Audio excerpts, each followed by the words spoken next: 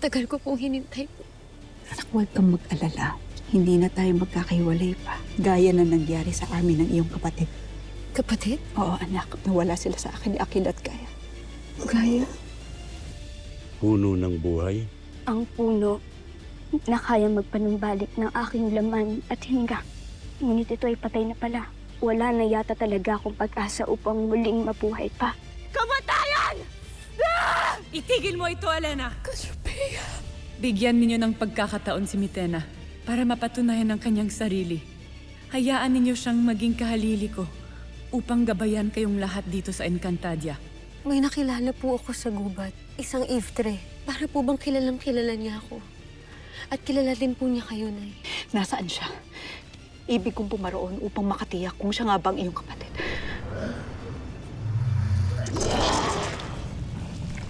Ayun na naman siya.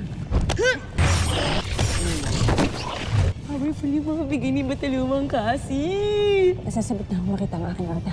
Nakakatakot ka pala masabik, no? Mambalin tataw, nasa inyo na po ulit. Nahanap ko ng muli ang aking tungkod at utang na loob ko ito kay Adamos. Ngayong narito na si Terra ay maaari na siguro tayong maglakbay muli pabalik sa mundo ng mga tao.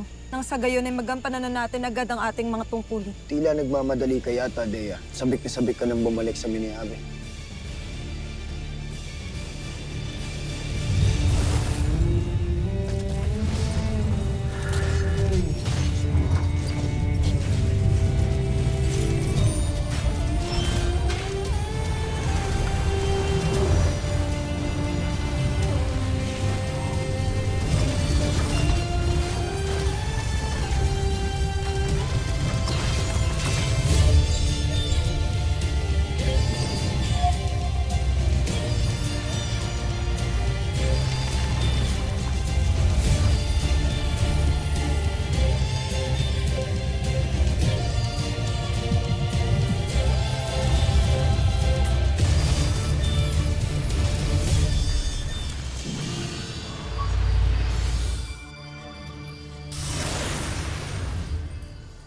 Sheda, hindi ito ang tamang panahon upang mag-away kayong dalawa.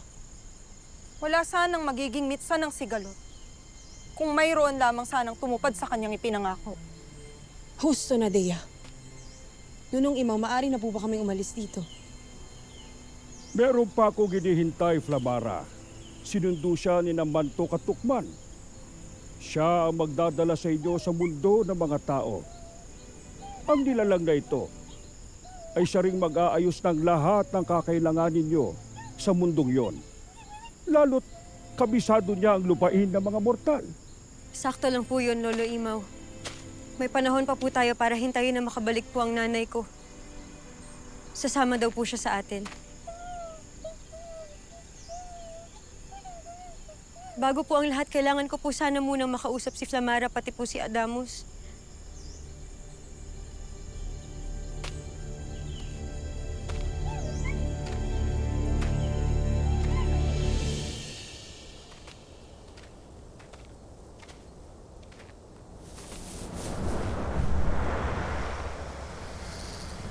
Gaya, dito ka sa likod ko.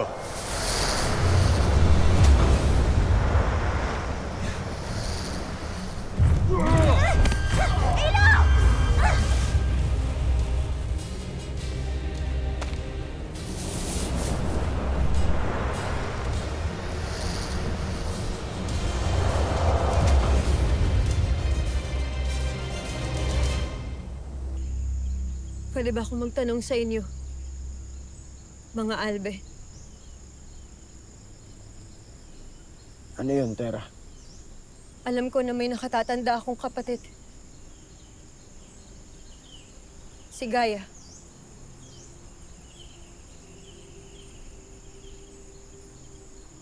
Ang nanay Danaya ko mismo ang nagsabi sa akin ng totoo. Ang gusto kong itanong sa inyong dalawa, bakit nung panahon na tinanong ko sa inyo kung kilala ninyo si Gaya, dahil nakita ko siya isang Iftre sa kakahuyan, ang sinabi niyo sa akin na hindi niyo siya kilala, na para bang wala kayong alam. Sinadya niyo ba na ilihim sa akin to? Bakit hindi ninyo sinasagot sa Terra? Aminin na ninyo ang katotohanan sapagkat narinig ko ang usapan ninyo tungkol kay Gaia. Iwan niyo ako! Ilo!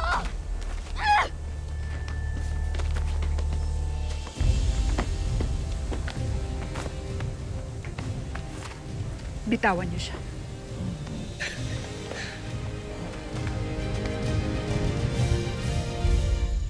Pwede bang huwag ka na munang makialam? So, totoo? Totoo na naglihim kayo sa akin?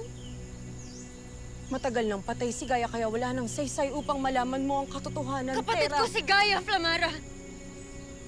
Kaya't karapatan kong malaman ang lahat ng tungkol sa kanya. Gusto mong malaman? Flamara. Ito ang katotohanan. Flamara, husto na! Namatay si Gaia upang mabuo at mabuhay ka! Isinakripisyo nilang lahat ang buhay ng aming mahal na Albe! Yun ang katotohanan, Tera! Ngayon sabihin mo sa akin, Tera, ano ang pakiramdam na malaman na mayroon kang ang kapatid ngunit namatay siya lang dahil sa'yo?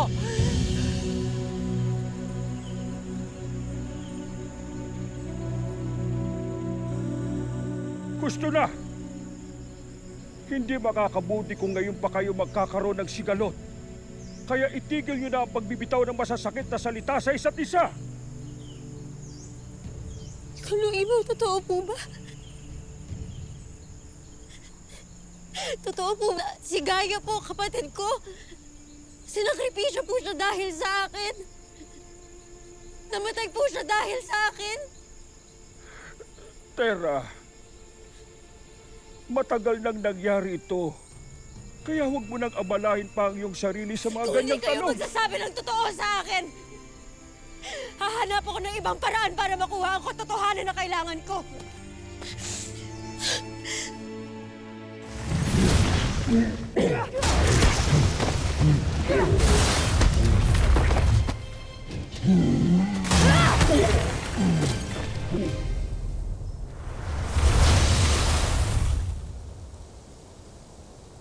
Ada.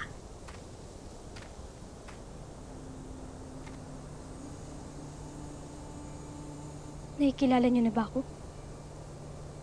O tuluyang kinalimutan mo na ako?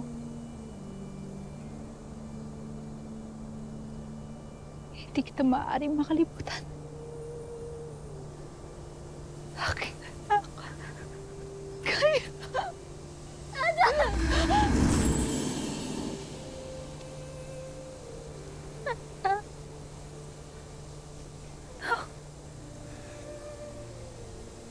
Paumanhin, Ada. Kung hindi ko kayo magawang mayakap, tumakas lamang kasi ako sa Demas para hanapin ka. Para hanapin kayo ng aking kapatid. Kaya wala akong kakayahan upang mahawakan ninyo lamang. Pero hayaan ninyong yakapin kayo ng aking puso.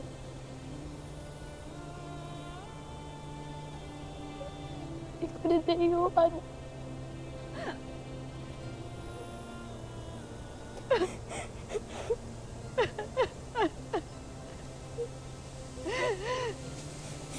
Dayo. Ikaw na dayo. Aking anak.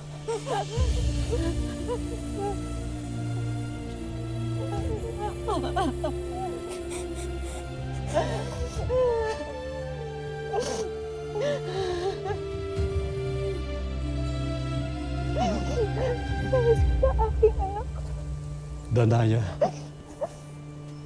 aking anak.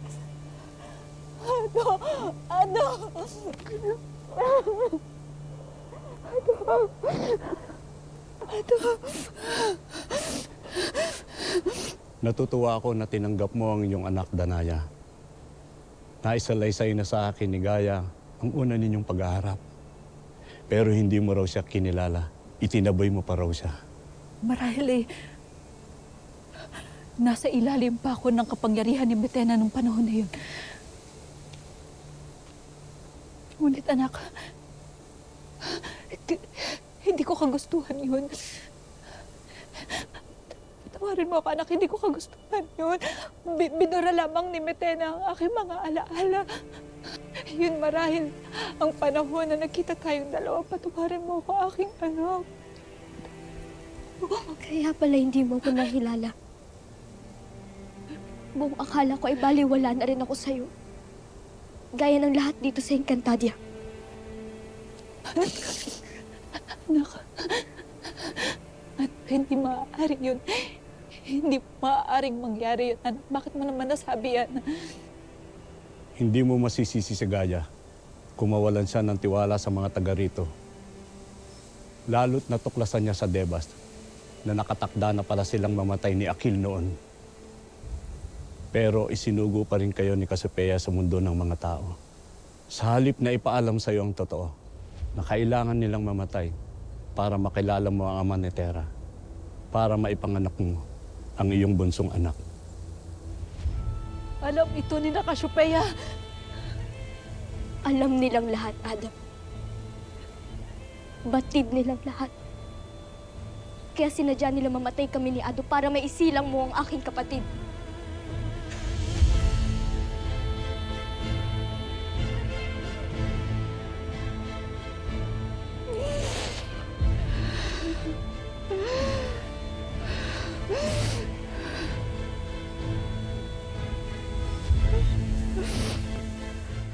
Kung hindi ka nang ialam, ay sana hindi sa amin galit ngayon si Terra! Gusto na!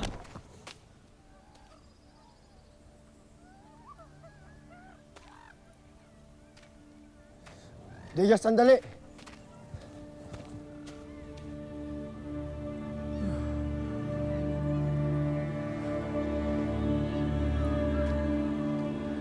Flamara, huwag niyo sanang hayaang lamunin kayo ng sigalot.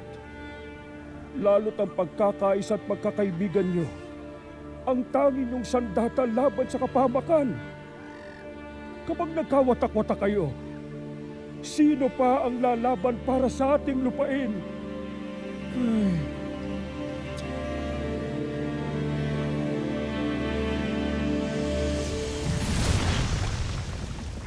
Masasagot ng batis na ito ang lahat ng katanungan na gumugulo sa ating isipan, Gaia. At kung tunay nga na ipinagkanulo tayo ni Cassiopeia ang ating mga tadhana upang matupad ang kanyang nakitang tagna noon.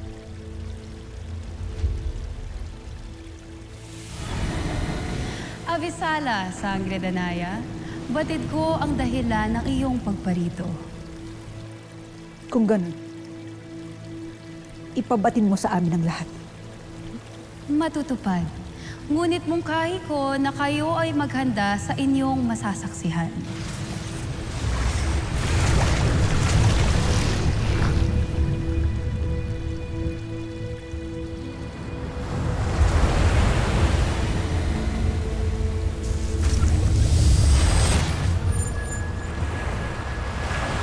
Morte Adava. Manus ire more. Sinong yung tinutukoy magkaluma? If Gaia. If Shandamus que Sutria is solum gemanta. Nasa mundo ng mga tao ang kapalaran ni Danaya. Ave Cassandra, para que itte demak esta elashe. Kaish vashne Encantadia, ivarake Danaya ivikonshi itte senihino. Upang sa mundo ng mga tao mamatay si Gaia? Musti reserti. Kaish lavne Danaya et armotve senihino e aranto e Sutria solum gemanta. Ie ere luntai Encantadia wajen baele. Totoo nga. Batid nga nila na ikamamatay ninyo ni Akil ang pagtungo ninyo sa mundo ng mga tao. Ngunit ito'y kanilang sinadya. Ibig mo bang ako ay huminto sa aking paghahayag ng katotohanan? Sapat na ba ito upang masagot ang inyong mga katanungan? Ihayag mo sa akin ang lahat. Ibig ko masaksihan ang kanilang kataksilan! Kung ganon, manood ka, Sangre Danaya. isang kahibangan, Cassiopeia. Buhay ng anak ni Danaya ang hinihingi ng iyong tagma. Buhay ng aking hadiya. Wala ka man lang bang gagawin bilang isang bathaluman upang iligtas kahit man lamang si Gaia? Tema ako, Chief Pirena. Eptikre may hadin mashitar. At tutulong kang ito ay mangyari. Ikaw ang maghahatid kina Danaya sa puno ng asnamon. At hindi mo babanggitin sa kanila ang ating mga napag-usapan. Magaganap ang dapat maganap. Batin mo ang totoo, Pirena! Batin mo ang lahat, Pirena! Ngunit bakit hindi mo sinabi sa akin ang totoo?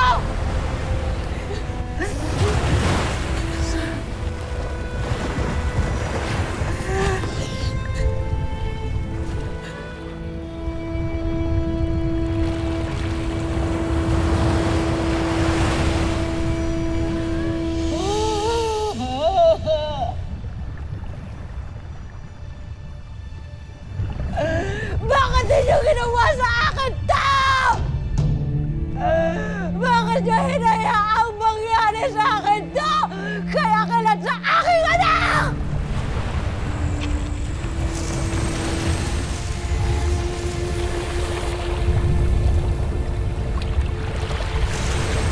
Danaya?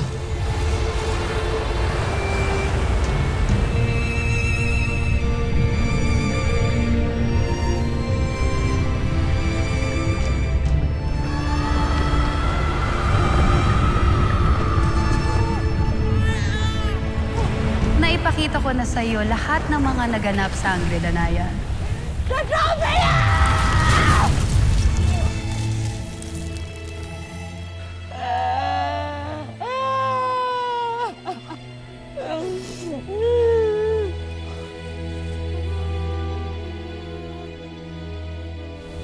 Anak, Ponte, patawarin mo ako, anak, kung wala akong nagawa upang ipaglaban ka sa kanilang kataksidan. Patawarin mo ako, anak.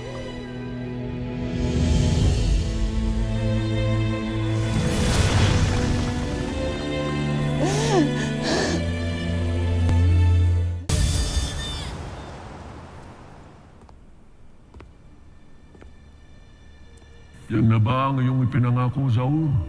Da. Bathalang Gargan. Narito ang abo ni Olgana. Aking kapaminiabi na pinaslang ng mga sangre.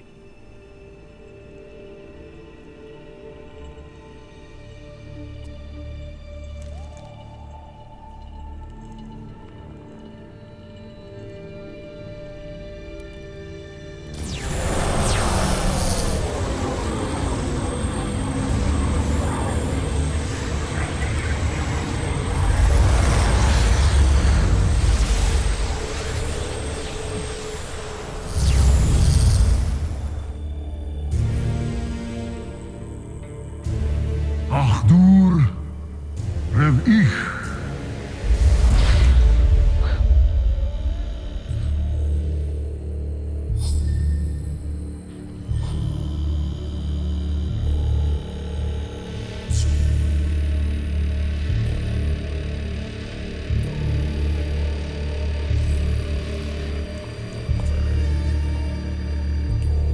Panginoon, Garvek, sa aking panibagong buhay. Ikaw ay tumayo, aking alagad.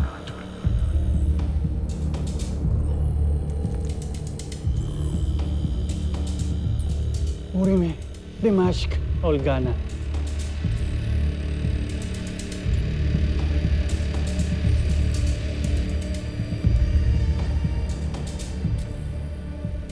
Garvek. Bathalang Gargan.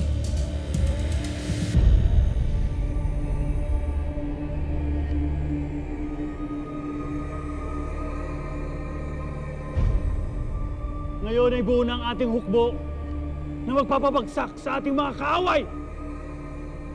Hindi pa ito sapat, Zaur. Ngunit titiyakin kong na madaragdagan pa ang inyong bilang ng mas malalakas at mas nagngangalit na mga alagad. Upang makamit natin ng tagumpay sa nananapit na labanan laban sa mga nilikha ni Emre.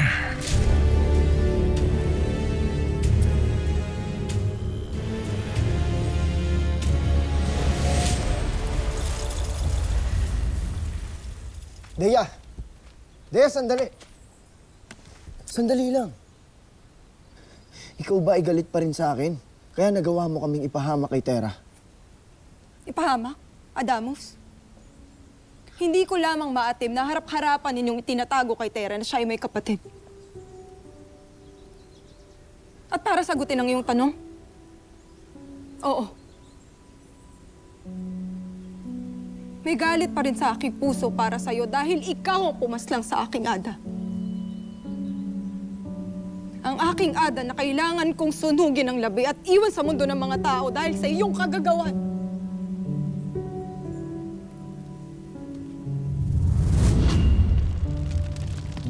Tapusin na natin ang mga bagay na kailangan nating tapusin dito nang makabalik na tayo sa ating mga lupain.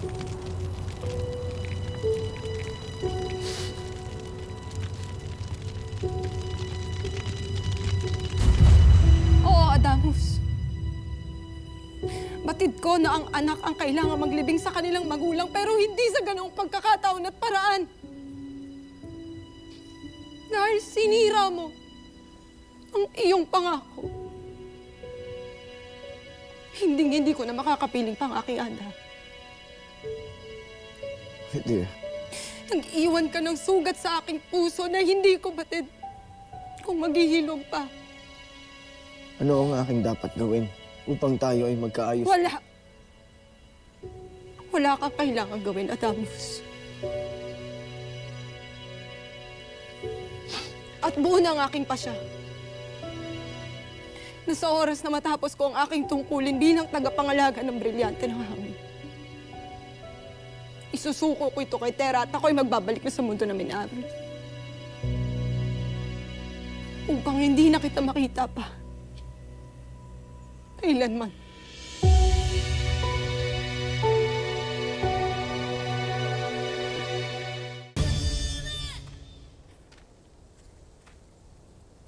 Lumabas din mismo sa kanyang bibig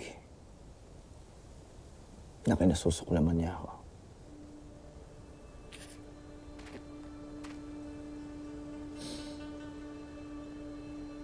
Huwag mong hayaang lamunin ka ng mga salita niya, Adamus. Ang bigat na kanyang nararamdaman ay hindi mo kasalanan at hindi ito ang magdidikta kung sino ka. Ngunit Albe, ayokong kasuklaman ako ni Deya. Na-crush na! Iniibig mo siya?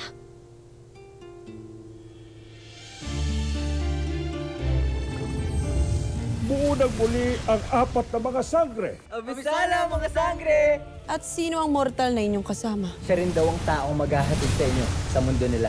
Ano ang ginagawa ng Eve ng iyong anak rito? Upang humingi ng katarungan. As na, Ives. Na-crush na!